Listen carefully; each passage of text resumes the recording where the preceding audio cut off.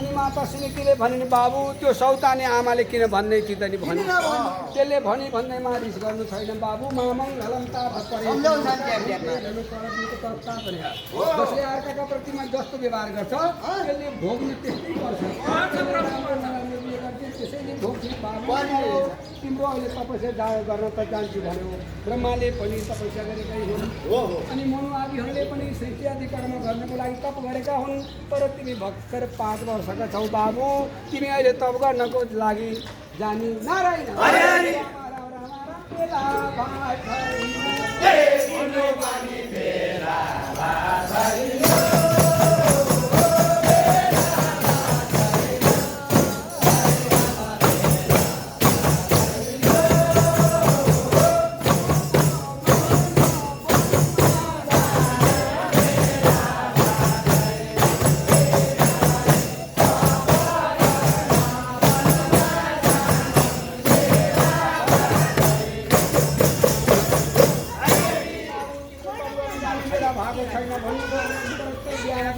बजेतिरको घटना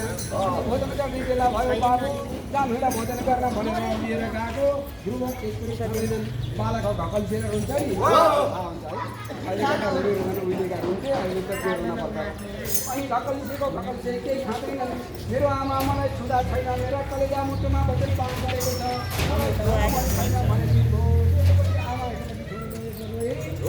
सायंकाल भयो भोजन कोठामा लगिने माताले ध्रुवले केही पनि भोजन गरेन म पो के खानु छ र भनेर टुक्का लगाउने कोठामा लिएर गइन् र पारसमा बत्ती बालेर मेरो राजा चिनु मेरो बाबुले बिहानदेखि केही थाहा छैन मलाई बाबालाई मिलेर निकाल्नु पर्यो ढुकु बाबु चिनी चिनी भन्छ नि ढुकु पार्छ नि बाबु मेरो बाबु निनु राजा निनु भन्दा आफै निकाल्छन्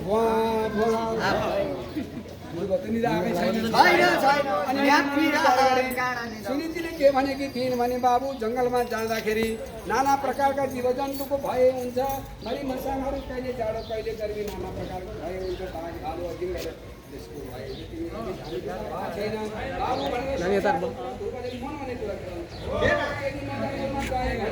मलाई बाघले पकडे पनि त्यो बाघमा पनि मेरो प्रभु नारायण भालुले चितारे पनि मेरो प्रभु नारायणको भालुमा पनि अनि मलाई मात्रै मिलेछ भने पनि मेरो प्रभु नारायण त्यहाँ हुनुहुन्छ को ठाउँ कहाँ छ र भनेर मनमा नै विचार गरेर अब म तपस्या गर्ने चाहन्छु अनि मनले अठोट गर्नुभयो त्यही बेलामा आमा निराको सास हेरेर थाहा हुन्छ नि आमा निन्द्रा बस पर्नुभयो भनेर जुरुक्क उठेर पाँचमा बत्ती बलिरहेको थियो अनि बत्तीलाई के भन्नुभयो अरे भने हे देव ज्योति नारायणी जसरी तपाईँले यो अन्धकारलाई नाश गरेर चिरलाई सुनाउनुहुन्छ मेरो आमाको यो अन्धकार विश्वलाई नाश गरेर तपाईँको आँसु होला तपाईँको जिम्मा लाएर म वनमा जाँदैछु भनेर अनि त्यस बेला आमालाई दिएको श्रीको ज्योति नारायणको जिम्मा लगाएर मध्यरात्रिको समयमा अनि राजकुमार ध्रुव दरबारलाई त्याग गरेर त्यहाँबाट नारायण राम पसे जङ्गलमा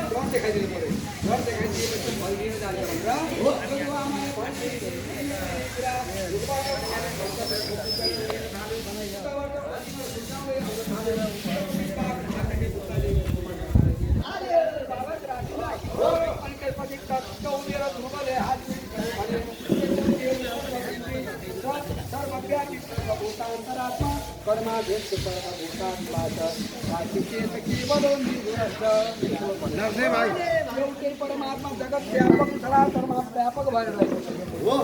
सर्वभूतान्तरात्मा सबै प्राणीका आत्मस्वरूप छ सर्वै प्राणीको परमाध्यक्ष पनि उयो गर्छ तर उहाँ निर्गुण छ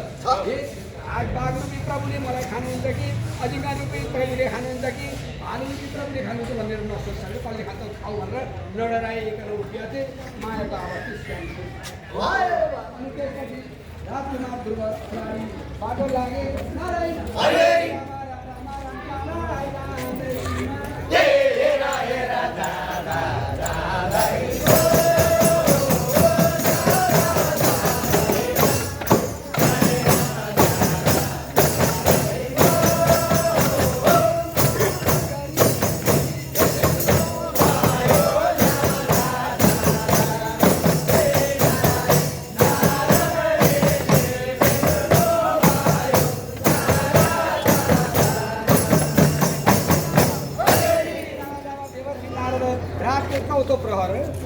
भेट भए अनि त्यसपछि नारदले सोधे ओहो बाबु तिमी को हौ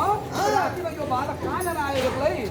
भन्दाखेरि ध्रुवले भने म उत्तरापाद नाम गरेको राजाको छोरो दुईटा राजा रानीका मध्येको केटी रानीपट्टिको छोरो मेरो नाम ध्रुव हो कहाँ जान्छौ बाबु म जङ्गलमा तपस्या गर्न जान्छु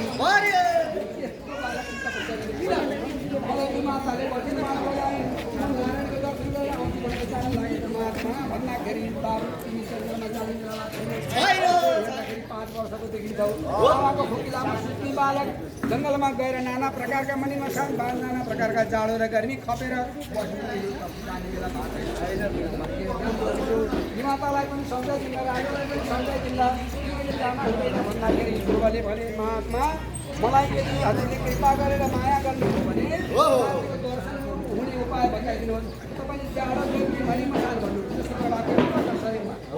जो भने छेत्रीको छोरो हुँ जान्छ यो शरीर बाँकै छु भने नारायणको दर्शन म हजुरका वचनलाई पालन गर्ने हो तापनि मैले पालन गर्न सकिँदैन हजुरको बाटो हजुर जानुहोस् मेरो बाटो मै जान्छु भनेपछि देवर्षि नारद जिल्ल परे यस्तो कुरा गर्छ उसो भए बाबु साँच्चै तपस्या गर्छ गर्छु उसो भए यमुना नाम लिएर नदीका तटमा यसरी मन्त्र जप्नु यसरी ओम नमो भगवते वासुदेवाय भन्ने मन्त्र जप्नु यसरी तपस्या गर्नु यसरी जप गर्नु यसरी भोजन गर्नु भनेर देवर्षि नारद ती बालकले राजकुमार ध्रुवलाई नारायण राम राम राम हरि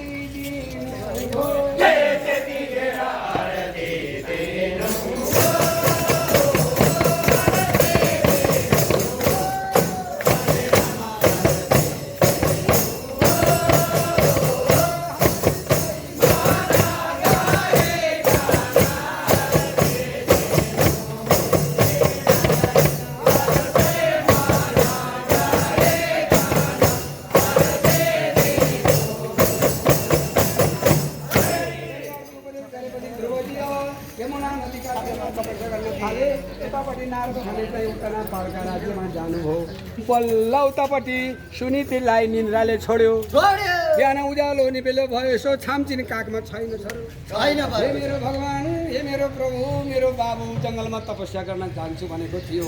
सम्भवतः गयो होला मेरो बाबुलाई बाघले पपर्यो कि भालुले खायो कि अजिङ्गरले छलक्क मिल्यो कि आमाको मन त्यही त हो नि है यस्तो हो कि उस्तो हो कि सबै कुटिसक्छ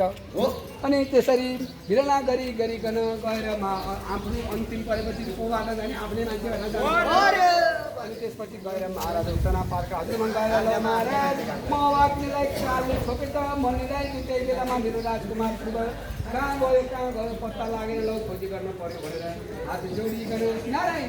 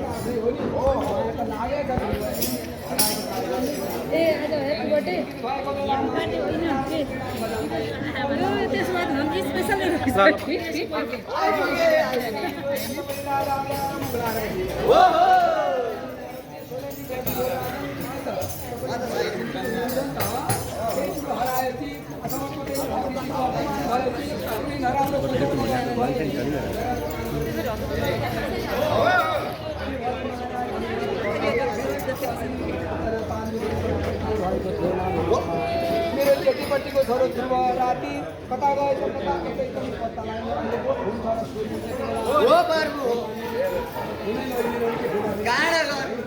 अनि त्यसलाई केही सञ्चारको माध्यम पनि त्यति थिएन कतै पत्ता नलागेपछि अनि